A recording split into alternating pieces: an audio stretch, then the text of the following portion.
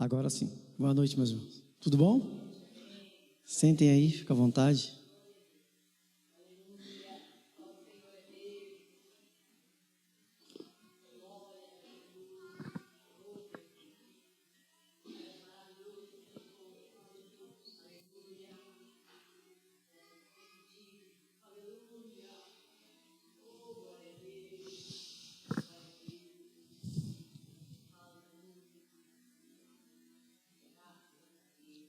Sou muito grato a Deus pela oportunidade de estar aqui novamente, ministrando a palavra de Deus para vocês, servindo a igreja. Sou grato a Deus pela oportunidade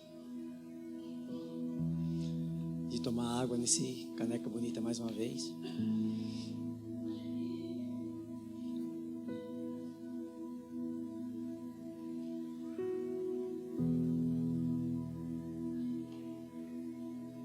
Irmãos, o nosso tema essa noite vai ser sobre o Setembro Amarelo, e eu sinto o peso da responsabilidade de falar sobre esse assunto, um assunto tão importante, tão urgente para ser tratado na nossa sociedade.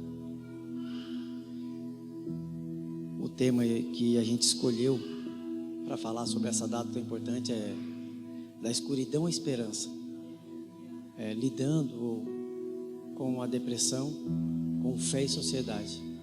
Vamos tentar trabalhar dentro desse tema. Queria que os irmãos abrissem a Bíblia em Salmos, capítulo 42, e no versículo 11.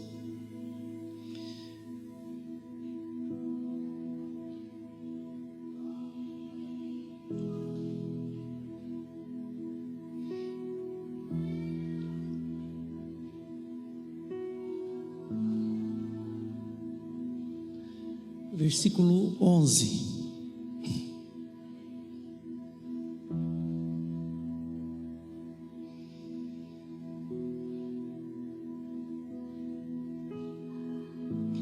Vamos ler? Por que você está assim tão triste, ó minha alma? Por que está assim tão perturbada dentro de mim? Ponha a sua esperança em Deus, pois ainda o louvarei. Ele é o meu Salvador e o meu Deus. Glória a Deus.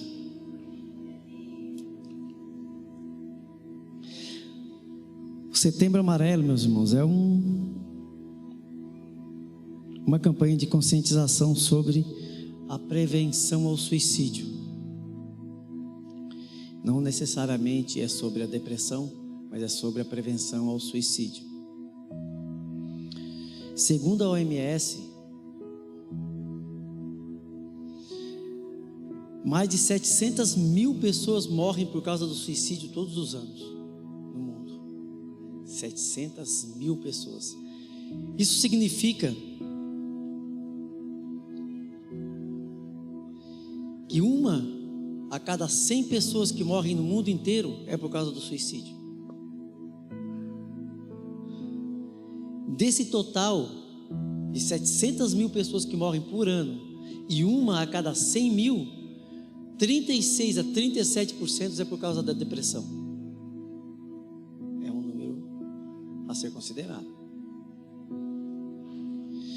Isso significa que, em média, 2.000 pessoas morrem por causa do suicídio por dia. 2 pessoas tiram a sua própria vida a cada dia. 81 pessoas cometem suicídio a cada hora. Esse tempo que nós estamos aqui, quase 80 pessoas já tiraram a sua própria vida, enquanto nós estamos aqui louvando a Deus. E o número é tão sigiloso, é um fato tão secreto, que talvez pessoas próximas a você estão agora maquinando, planejando atentar contra a própria vida. Você não sabe onde é que estão essas pessoas. Elas não são apenas números, são pessoas, famílias, com pais, com filhos, pessoas que não tiram a vida simplesmente porque querem se livrar dos seus problemas. São vítimas de uma doença sigilosa, silenciosa, tratada muitas vezes como um tabu. Muitas vezes a gente tem vergonha de falar, muitas vezes a gente não quer enfrentar esse tipo de problema. Esses números ainda ficam mais alarmantes quando a gente considera que uma pessoa tira a própria vida a cada 44 segundos. A cada 44 segundos, uma pessoa tira a própria vida no mundo.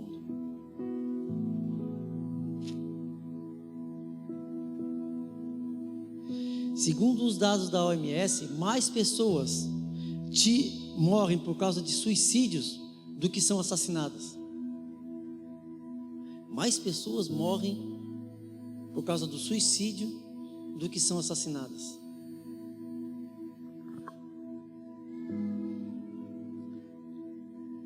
E há um número aqui que eu acho interessante a gente saber, que a cada 10 suicídios no mundo, somente um é relatado como tal. Porque existe uma campanha de não exibir os números corretos para que não sirva de estímulo. A gente sabe que isso não funciona.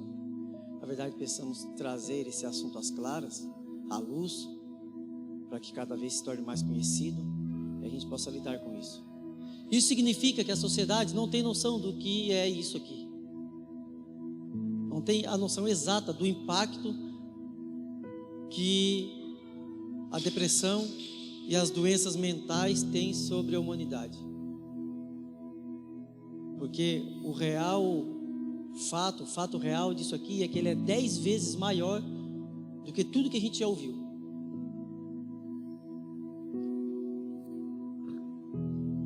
Isso, irmãos, ele não é um fato que pode passar despercebido. E nem tampouco é um assunto que merece pouco da nossa atenção.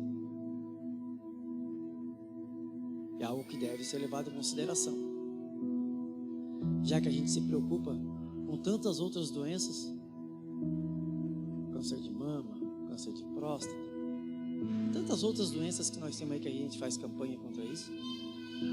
Uma doença que traz números tão alarmantes não pode ser deixado, ser tratado como algo menos importante. São vidas sendo ceifadas por uma condição, uma situação, uma doença que merece a nossa atenção. Não são apenas dados, não são apenas números. Cada um desses que eu falei são pessoas como você, como eu, que tem filhos, tem pais, tem mães, tem famílias. Cada um desses suicídios não destruiu apenas uma vida, mas uma casa inteira, uma família toda. Esses números triplicam, quadriplicam, quando você pensa que o impacto do suicídio não atinge somente a pessoa que morreu, mas são vidas de pais e mães, irmãos e filhos que nunca mais serão as mesmas.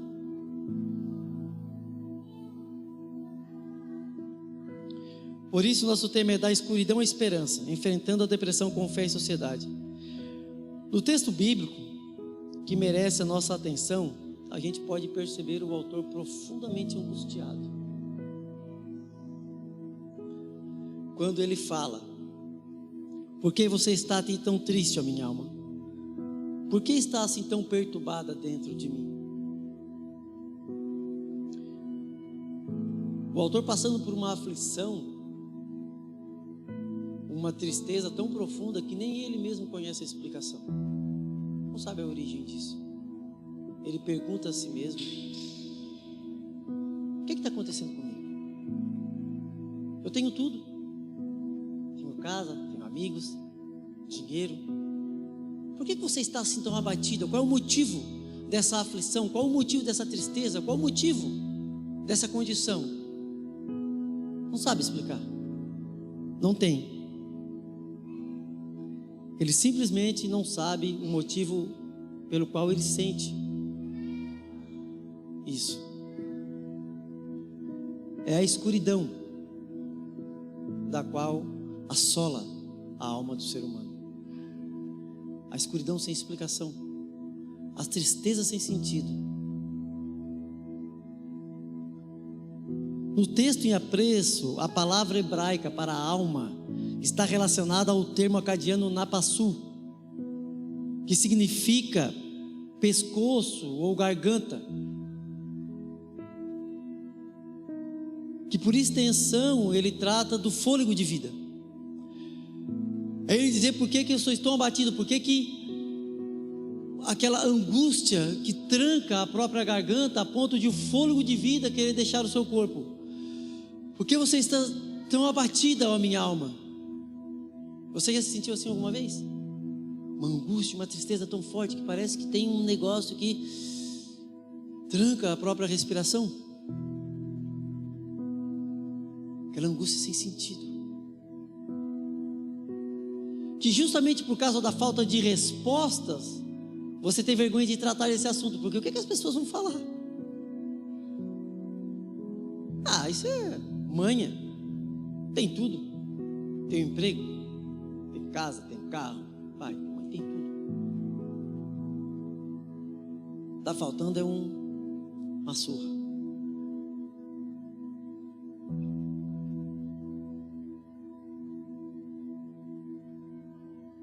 Por que está batida, ó minha alma, a ponto de querer deixar o corpo? É nos momentos de escuridão que experimentamos as dores mais inexplicáveis. É aquela que não dói na carne, mas dói na alma. É aquela que não é diagnosticada com raio-x. É aquela que você não pode dizer dói aqui, dói ali. É aquela que quando você é questionado, você simplesmente não sabe dizer onde. Você simplesmente não tem uma resposta para aquilo. E o que mais dói é quando você vê as pessoas tentando entender e você não consegue dar uma resposta para isso, porque nem mesmo você entende. Então você se abstém da resposta, porque eles não entenderiam. Responder o quê? É na escuridão que a gente precisa se sentir amado, mais do que somente ser amado. É se sentir mais do que ser, porque ser é um fato, agora sentir é uma condição. Você pode muito bem ser amado pelas pessoas à sua volta, mas se você não se sentir amado, esse amor tem pouco impacto sobre a sua vida.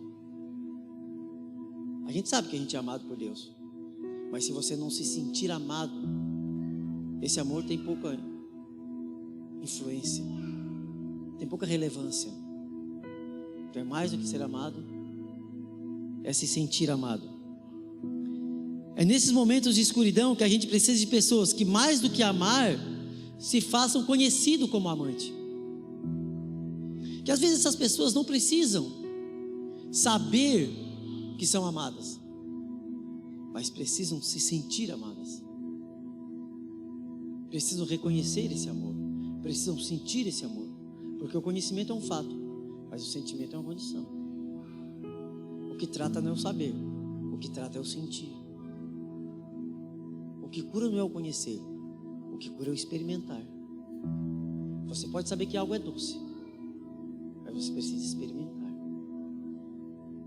Você pode até saber que algo é bom, mas até que você experimente, aquilo não tem importância. São nesses momentos de escuridão, quando começamos a buscar a solitude e encontrar prazer nela, que a gente começa a encontrar um estado de solidão que pode ser prejudicial na nossa alma, porque solitude é algo que você busca, momento de introspecção.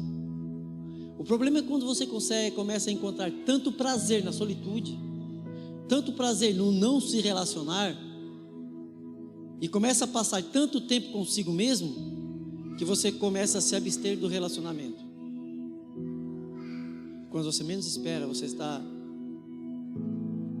mergulhado na solidão. Da solitude você sai quando quer, da solidão não. Da solitude você tem ação, da solidão você precisa que alguém venha te tirar dali.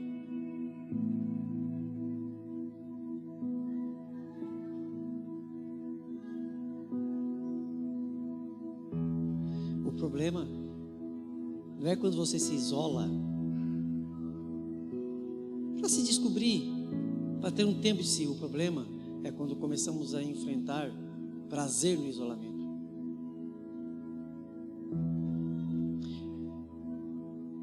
É na escuridão onde experimentamos a dor que não se explica, que acabamos nos afastando das pessoas que nos rodeiam. Às vezes o silêncio grita mais alto do que qualquer frase. Precisamos ficar atentos a esses fatos. Nunca falou nada, nunca disse nada. Eu pergunto, mas não fala. A minha parte eu estou fazendo. Tá tudo bem? Tá tudo bem.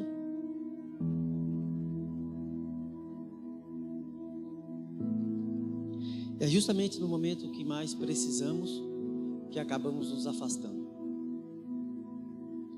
daquelas pessoas que realmente possam nos ajudar.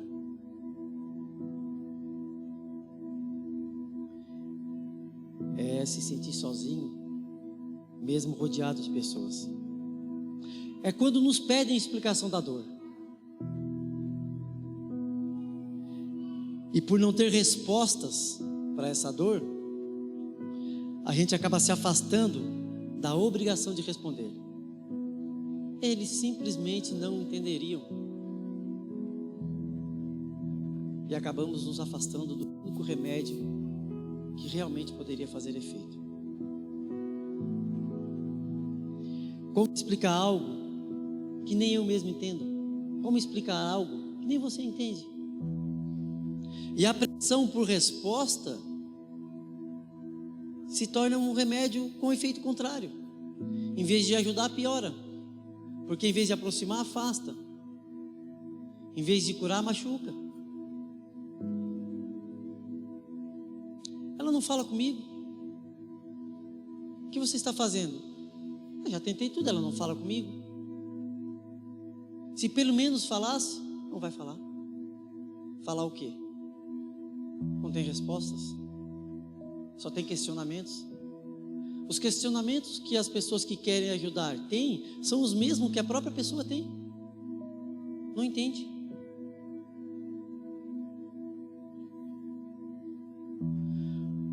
Como o salmista pergunta para si mesmo: por que está abatida a minha alma? Por que você está tão perturbada? Qual é o motivo disso tudo? Qual a razão de você estar assim? Por que você está triste? Olha a sua volta. Mas nessa hora, você não precisa de alguém que entenda, mas você precisa de alguém que mergulhe com você na dor. Precisamos de alguém que compartilhe dessa dor. Precisamos de alguém que mergulhe nesse oceano de escuridão e simplesmente nade abraçadas ao nosso lado. Não precisa de alguém que tente entender. Estou falando isso, meus irmãos, porque eu estou no meio de pessoas que talvez estejam enfrentando isso. E talvez tem pessoas ao seu lado enfrentando isso. E você não é um profissional da saúde. Você não é um psicólogo, você não é um psiquiatra. E talvez você não saiba o que fazer. E às vezes você não precisa fazer nada. Você só tem que compartilhar. Você só tem que estar do lado. Você só tem que direcionar. Nós, como igreja, não precisamos curar a mente de ninguém. Assim como nós não sabemos como curar um câncer, nós não sabemos como curar uma depressão. Por que quando a gente encontra uma pessoa com câncer, a gente manda no médico? E por que quando a gente encontra uma pessoa com depressão, a gente age de uma forma diferente? Nós precisamos compartilhar. É na escuridão que a gente experimenta o sentimento de inutilidade. É na escuridão que a gente sente que o mundo seria o mesmo se eu não estivesse aqui. Seria o mesmo se você não estivesse aqui. Seria o mesmo.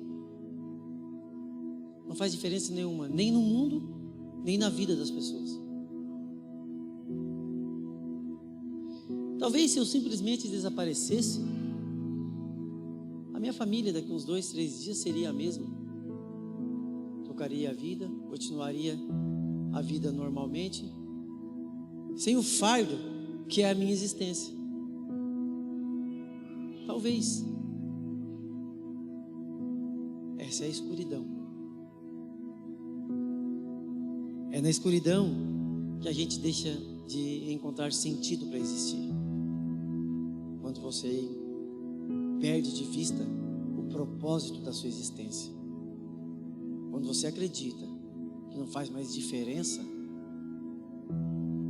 para de fazer sentido. Se não faz diferença, não faz sentido. Eu não sei quantos de vocês aqui hoje já passaram por isso, ou talvez estejam passando, porque o rosto de vocês não demonstra o que vocês estão sentindo no coração. O que eu posso ver é por fora. O interior é difícil. Talvez só as pessoas mais próximas vão poder identificar esses sintomas. E é justamente perto dessas pessoas que a gente deve permanecer. Porque longe de casa tudo é muito bonito, tudo é muito legal.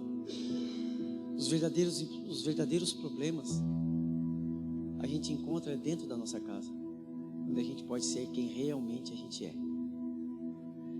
Mas no trabalho lá no trabalho ele era tão de boa, tão, conversador, mas em casa.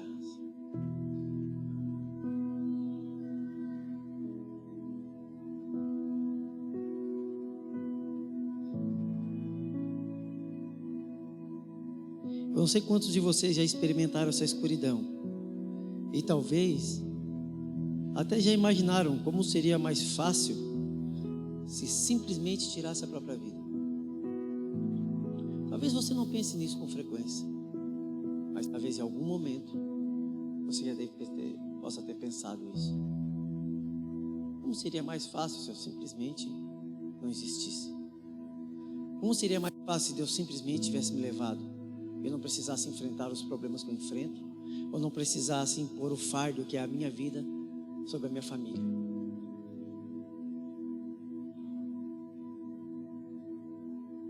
Talvez nós que estamos aqui essa noite, por pouco, não fazemos parte daqueles números que eu falei no começo. Talvez algum de nós hoje, se não fosse por Deus ou por alguém à nossa volta, nós estaríamos fazendo parte daqueles 81 pessoas que já tiraram a própria vida nessa hora que nós estamos aqui sentados. Talvez. Ninguém sabe. Mas a palavra de Deus nos mostra que a morte não é o fim dos nossos problemas. A palavra de Deus diz que a morte não é o fim da escuridão, que a morte não é o fim das nossas dores. Enquanto atravessamos pela escuridão, há uma luz brilhando logo ali. A palavra de Deus diz que há uma luz no fim do túnel e que logo nós vamos enxergar essa luz. A palavra de Deus nos mostra que inevitavelmente há uma luz que brilha sobre nós, que talvez as densas nuvens da depressão, da doença, do desânimo não estão deixando a gente enxergar, mas com o tempo essas nuvens se dissiparão e a gente vai poder enxergar essa luz. É a esperança. É quando a gente começa a sair da escuridão. É a esperança que dissipa as trevas da escuridão. É a esperança que dissipa as densas nuvens da escuridão. Precisamos nos agarrar à esperança. E a Bíblia, a palavra de Deus, nos dá esperança. A depressão, meus irmãos, é uma doença que precisa ser tratada como qualquer outra doença, por especialista da área. Você não pode negligenciar o fato de que a depressão é uma doença e precisa ser tratada por um especialista. Mas existe um processo de cura, e o problema é que as pessoas tiram a sua vida durante o processo de cura, e a nossa ação, a nossa ajuda, a nossa participação é justamente não deixar com que eles interrompam o processo de Deus na vida deles.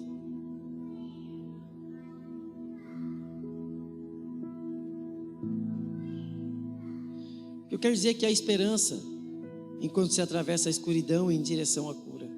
Se suicidar é interromper um tratamento que inevitavelmente desembocará na cura. É parar no meio do caminho, é desistir. O suicídio não é a solução para isso. O suicídio não é a cura das doenças. O suicídio não é a interrupção das dores. Nós que temos esperança e que podemos transmiti-la a outras pessoas, sabemos que a nossa existência não acaba com a morte. O findar dessa existência não é o fim da nossa existência. A morte não é o fim. Mas nós prosseguiremos na eternidade. E alguém já disse que não se consegue morrer bem se não se viver bem. Se eu não me engano, foi Martin Lloyd Jones, que no findar da sua vida, pediu para sua família: parem de orar pela minha cura. Não tardem o me encontrar com a glória, mas orem para que eu morra bem. Não é possível morrer bem se não se viver bem. A gente deve enfrentar a depressão com fé e relacionamento. Lidar com o processo de cura com fé e relacionamento em comunidade. A fé. O salmista nos mostra isso nos textos em estudo, quando ele diz: pois ainda o louvarei. Esse ainda o louvarei, ele não está dizendo que eu vou louvar enquanto a minha alma está abatida. Ele está expressando uma expressão. Eu acho que a NVT traduz melhor esse texto quando ela diz: ainda voltarei a louvar. A depressão e a tristeza e o sentimento é tão ruim que ele está expressando o sentimento de que naquele momento, naquela condição que ele se encontra, ele não consegue orar, ele não consegue louvar, não há louvores, não há oração, não há leitura, não há relacionamento com Deus, apenas tristeza, apenas escuridão, apenas depressão. Mas ele está dizendo: porque está abatida a minha alma, porque eu ainda voltarei a louvar. É esperança, é fé de que o Deus que ele serve vai tirá-lo daquela situação. É fé de que a cura, é fé de que a luz vai voltar a brilhar, é fé de que as densas nuvens da escuridão, da depressão, da tristeza vão ser dissipadas e a vida voltará a resplandecer. Esperança e fé.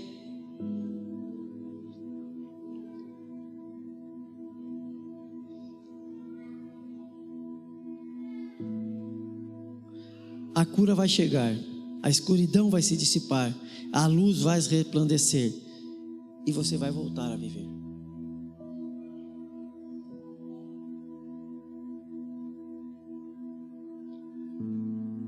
A expressão de fé, meus irmãos, é não desistir de você mesmo, enquanto Deus está trabalhando com você e por você. Nas nossas lutas, Deus não trabalha somente por nós, mas Ele trabalha com nós. Ele não está fora das suas lutas, providenciando a solução. Ele está no meio das suas lutas, providenciando a solução, não para você, mas com você. Você não está sozinho no meio dessa batalha. Ele está por você, mas Ele está com você. Ele está aqui, mas Ele está aí. É aquele que transcende, mas também é imanente. Ele está sobre você, mas está dentro de você. Você não está sozinho enfrentando essa escuridão. A gente precisa experimentar isso, mas também fazer com que as pessoas que estão à nossa volta experimentem isso. No Salmo 62, no versículo 5 ao 7, o salmista fala que somente em Deus a sua alma espera silenciosa, porque dele vem a minha esperança. Só Ele é a minha rocha e a minha salvação e o meu alto refúgio. Não serei jamais abalado. De Deus dependem a minha salvação e a minha glória. Estão em Deus a minha forte rocha e o meu refúgio. Fé. Somente em Deus. Hebreus 11, ele fala que a fé mostra a realidade daquilo que a gente espera. A fé de que a luz voltará a brilhar nas trevas, a fé de que a cura vai acontecer, a fé de que você vai voltar a viver, é a prova de que isso tudo vai acontecer. Não é a prova de que você acredita, é a prova da realidade daquilo que ainda não existe. A cura ainda não existe, a luz ainda não brilhou, mas a fé mostra que aquilo é real, vai acontecer. O processo de cura já está acontecendo. A cura não aconteceu, mas você já foi inserido no processo. O que nós precisamos é não desistir do processo de cura, continuar firme em meio às batalhas, ter fé de que aquilo que a gente espera já aconteceu. E ele continua, a fé, ela nos dá convicção daquilo que a gente ainda não viu. Você não viu a cura, você não viu a luz, mas ela já existe. Ela já existe, já foi providenciado, já está à sua espera. O problema é que eu não sei porquê, mas precisa passar pelo processo. Eu não tenho uma receita para dizer, você precisa passar pelo processo, porque Deus vai fazer isso. Eu não sei, ninguém simplesmente não sabe, assim como Jó não sabia. Nós sabemos, porque nós temos as escrituras, mas Jó não sabia por que ele estava passando por aquilo, mas era preciso. A fé, numa versão mais popular, é o firme fundamento daquilo que se espera e das coisas que não se veem. A NVT diz que a fé mostra a realidade daquilo que a gente espera. A realidade daquilo que você deseja. Se você tem fé, você já toma posse. Agora, no processo de cura, nesse processo da escuridão, nesse processo da esperança, nesse processo da fé, existe o relacionamento, que é fundamental em sociedade.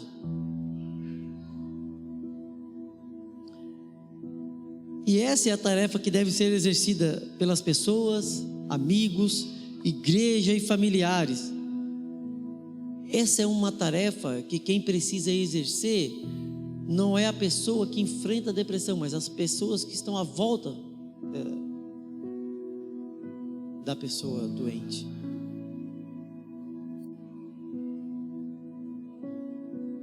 Quem está passando pela dor, meus irmãos, não tem forças para se relacionar. Essa é uma palavra para você que pode ajudar alguém que está com esse problema. Em sociedade, não é para a pessoa doente, mas é para aqueles que se relacionam com o doente. Em sociedade, não é para as pessoas que estão sofrendo de depressão, mas é para as pessoas que se relacionam com as pessoas que têm depressão. Em sociedade, não é para você identificar que está com depressão, é para as pessoas que vão identificar as pessoas à sua volta. Olhar para elas e ver como elas estão. Olhar para o rosto e ver o coração. Olhar para as atitudes e ver os sentimentos. A partir de uma visão exterior, olhar para o interior. Se relacionar verdadeiramente. Quem está passando pela dor não tem forças para se relacionar. Não se compreende. E nesse processo de não querer explicar, acaba se afastando das pessoas que tentam entender. Nos dias de escuridão, a pessoa que está passando pela depressão, muitas vezes, não quer ouvir explicações. Não quer alguém dizendo para ela, você passa isso, por aquilo e por aquilo outro. E nem tão pouco indagações. Por que você passa por isso? Por que você passa por aquilo? Nesses altos e baixos, as pessoas à sua volta devem ficar atentas para identificar os lapsos de lucidez que a pessoa tem. Altos e baixos. É nos lapsos de lucidez que nós devemos entrar com a palavra de esperança. Na escuridão, a pessoa não enxerga nada, a pessoa não ouve nada, a pessoa não quer entender nada, a pessoa só quer se isolar, só quer experimentar a própria dor, só quer viver a sua condição, só quer ficar lá. Nesses momentos de escuridão, a melhor coisa que se pode fazer é ficar ali,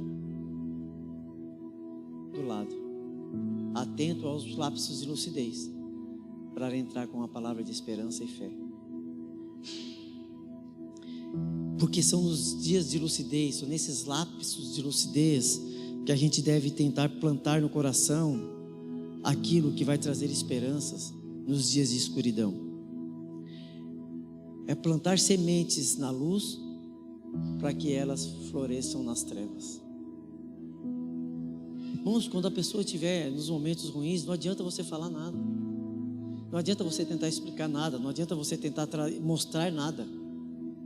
O que a gente precisa é ficar atento aos lapsos de lucidez, aos momentos que hoje ela parece estar tão bom, mas o problema é que às vezes a gente faz ao contrário. Quando as pessoas estão bem, a gente se afasta. Hoje parece que está tudo bem, graças a Deus, vamos fazer as nossas coisas. Hoje ela está mal, vamos ficar do lado. Ficar do lado é importante, mas quando parece que está tudo bem, é a hora de agir. É hora de plantar no coração dessas pessoas, quando ela está conseguindo enxergar alguma luz, sementes que possam, no dia das trevas, germinar, trazer paz, esperança, convicção ao coração da pessoa.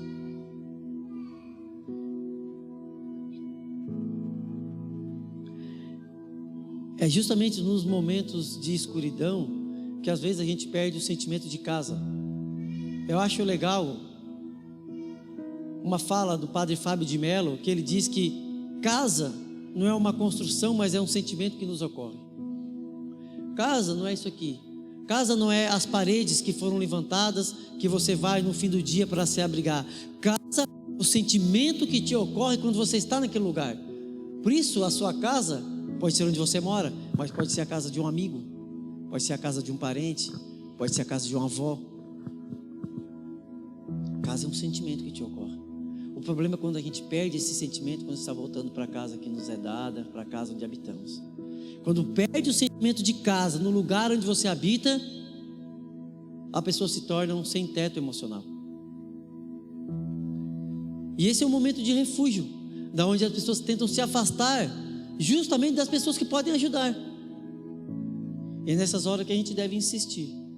Mas ela não fala comigo. Eu tento conversar, mas se fechou em si mesma. A pessoa não se fechou em si mesma, ela foi enclausurada pela doença.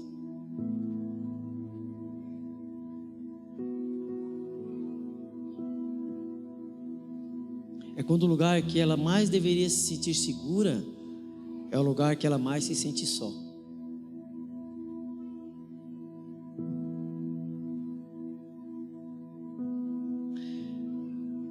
Nesse negócio de sociedade, relacionamento, o pastor Wagnaldo falou uma coisa muito interessante. Um dia, nós estávamos conversando, ele leu uma frase na internet que dizia assim, ele fez uma ponderação: não tente encontrar nas pessoas aquilo que você só pode encontrar em Deus. E ele fez a seguinte ponderação, ele falou, parece que tem alguma coisa errada nessa frase. Porque como que a gente vai se relacionar com Deus, ou buscar em Deus, ou esperar em Deus, se não for por meio das pessoas? Se o amor não for por meio das pessoas, e eu concordo com ele, se o amor não for por intermédio das pessoas, não é palpável, não é verdade? Deus nos ama verticalmente, mas nós amamos a Deus horizontalmente. Não há como expressar o amor por Deus, meus irmãos, se não for por amor às pessoas. Dizer eis-me aqui para Deus é dizer eis-me aqui para a pessoa ao meu lado. Dizer eis-me aqui para Deus é dizer eis-me aqui para as pessoas que estão ao meu lado tendo necessidade. Não há como eu dizer eis-me aqui para Deus se não for horizontalmente. Não tem como eu amar a Deus se não for horizontalmente. Consegue botar uma passagem bíblica ali? Consegue colocar? Mateus, capítulo 25.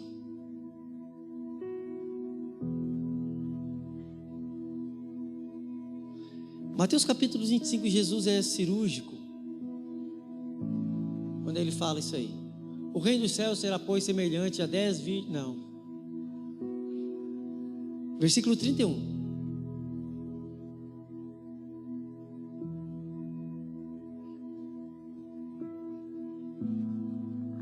Quando o Filho do Homem vier em glória, com todos os anjos, ele se assentará em seu trono na glória celestial. Todas as nações serão reunidas diante dele, e ele separará uma das outras, como o pastor separa as ovelhas dos bodes. E colocará as ovelhas à sua direita e os bodes à sua esquerda. Então o rei dirá aos que estiverem à sua direita: venham, benditos de meu Pai, recebam como herança o reino que foi preparado para vocês desde a criação do mundo.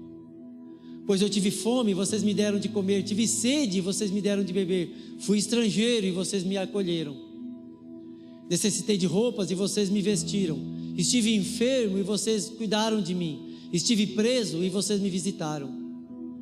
Então os justos lhe responderão: Senhor, quando te vimos com fome e te demos de comer, ou com sede e te demos de beber? Quando te vimos como estrangeiro e te acolhemos, ou necessitado de roupas e te vestimos? Quando te vimos enfermo ou preso e fomos te visitar? O rei responderá: digo a verdade, o que vocês fizeram a algum dos meus menores irmãos, a mim vocês fizeram. Não há relacionamento com Deus verticalmente, meus irmãos. Jesus foi muito cirúrgico quando falou: quando vocês quiserem fazer a mim, façam ao irmão. Quando tiver uma pessoa do seu lado necessitando de ajuda, você precisa imergir, mergulhar na dor, na doença, no problema das pessoas que estão ao nosso lado. Mergulhar em Deus é mergulhar nas pessoas. Eu sou muito grato a tudo que Deus fez por mim, então seja grato retribuindo, porque Cristo mergulhou no seu flagelo. Cristo mergulhou na sua condição de pecado. Ele veio até nós, entrou no nosso problema e morreu no nosso lugar. Ser como Cristo não é só simplesmente orar pela pessoa. Vou orar por ti. Não estou dizendo que isso é errado, mas a gente precisa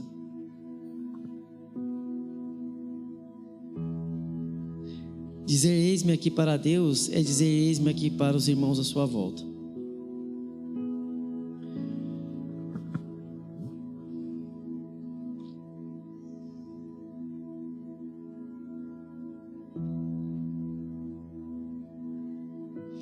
Porém, amados, isso tudo deve ser levado em conta, que é uma forma como devemos enfrentar a luta contra a depressão durante o processo de tratamento com os profissionais da área. Quero ser enfático nisso. Depressão não é demônio.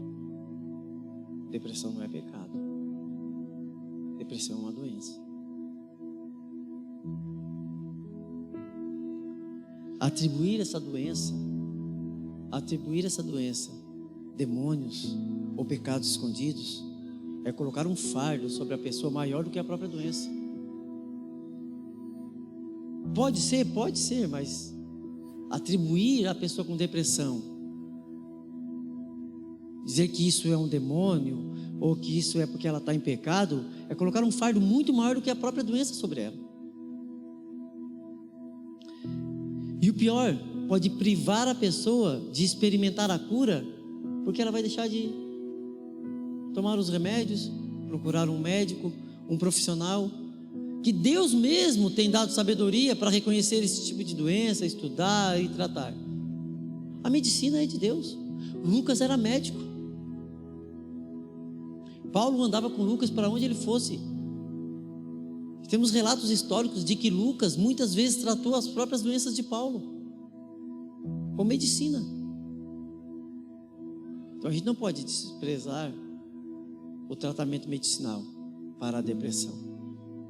Nós podemos acompanhar com relacionamento, com fé, ou esperança, para que a pessoa possa atravessar o processo de escuridão até experimentar a cura plena. Nós temos vários exemplos de pessoas, homens de Deus que sofreram depressão. Charles Spurgeon teve que várias vezes abandonar o ministério para tratar a depressão. John Bunyan enfrentou a depressão, o escritor de O Peregrino. Vários outros pastores reconhecidamente, mundialmente conhecidos, relevantes na história da igreja, sofreram com depressão. Eram homens de Deus. Dizer que uma pessoa cheia do Espírito Santo não pode passar pela depressão é dizer que uma pessoa cheia do Espírito Santo não pode sofrer de câncer. Ou que uma pessoa cheia do Espírito Santo não enxerga em nada mais. Se eu posso experimentar uma doença nos meus olhos, por que outra pessoa não pode experimentar uma doença na sua mente? Não é verdade? Por que a gente precisa tratar doenças diferentes? Porque além de a gente ser seletivos com o pecado, a gente vai ser agora também seletivos com as doenças? Porque elas são mais difíceis de serem tratadas? Porque é fácil você tratar uma pessoa com doença física. Você compra um remédio, vai lá, aplica em cima e espera ver curar. Mas uma doença mental é mais difícil de ser tratada. Então a gente tende a se isentar desse problema, dessa responsabilidade. Cuidado, o silêncio grita mais alto do que qualquer pedido de socorro. Muitas vezes as pessoas se calam porque estão pedindo socorro. Cuidado para não perder as pessoas à sua volta. Setembro Amarelo não é para conscientizar quem está doente. É para conscientizar a sociedade de que essa doença existe, de que ela é silenciosa, de que ela é trapaceira.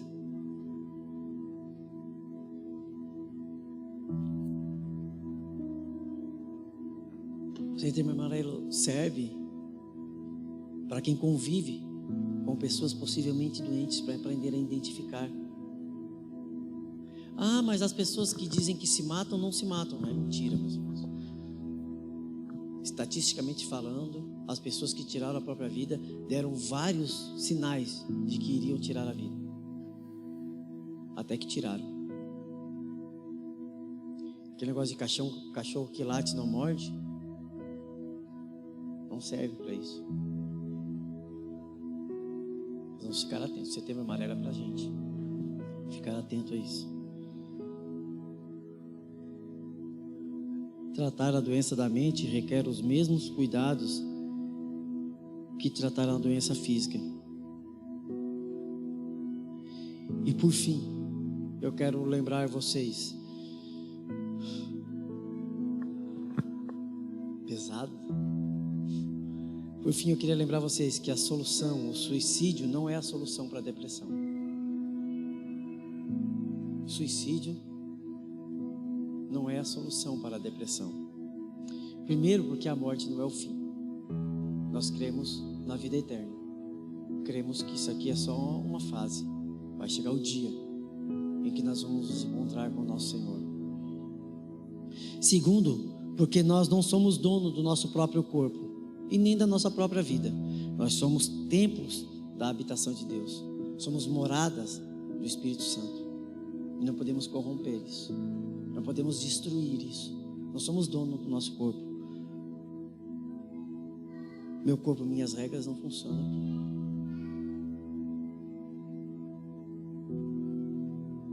1 Samuel 2,6 diz que o Senhor tira a vida e a dá de volta. Faz descer a sepultura e de lá traz subir. Ele é o dono, é Ele que decide. É Ele que decide quem morre, é Ele que decide quem nasce. Ele é o dono da vida e é o dono da morte. E terceiro, porque você não é uma pessoa dispensável. Ninguém aqui, meu irmão, é dispensável. Ninguém aqui é uma pessoa sem valor. Existem muitas vidas que dependem da sua vida. Existem muitas vidas que dependem da sua existência. Talvez você não esteja vendo agora, mas o mundo nunca mais será o mesmo se você não estiver por aqui. jamais será o mesmo se um de vocês forem tirados desse lugar. Assim como as pessoas têm responsabilidade sobre você, você também tem responsabilidades sobre as pessoas à sua volta. Deus colocou pessoas na sua vida para serem cuidadas pela sua vida. Você precisa estar ali, de forma que você não entende, mas você precisa existir para que outras pessoas existam. Você não é indispensável. A sua vida não é dispensável. E quarto, você tem uma missão aqui nesse lugar. E antecipar a morte é dizer não para Deus. Deus tem um propósito para a sua vida. Deus não te trouxe por acaso para esse mundo. Deus nos colocou aqui só para viver uma vida vazia. Deus nos colocou aqui porque Ele tem um propósito para cada um de nós. Tem uma missão para cada um de nós. E interromper esse processo é dizer não para Deus.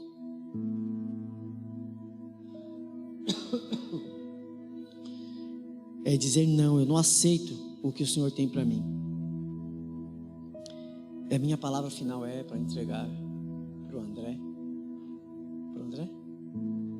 Pastor? Tá.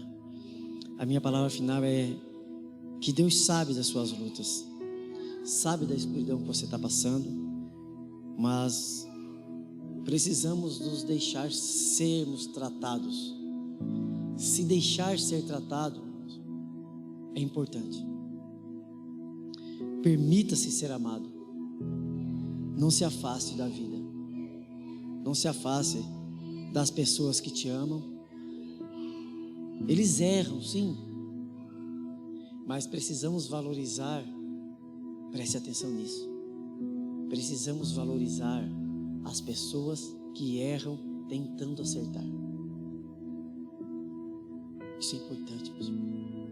As pessoas que te amam vão errar contigo, muitas vezes, mas é importante a gente valorizar que eles estão tentando acertar o tempo todo. Erram tentando acertar. A gente precisa valorizar isso. Deus te ama verticalmente, mas o amor de Deus por você é expresso horizontalmente. Então olhe para o lado. Deus está te amando por meio de pessoas.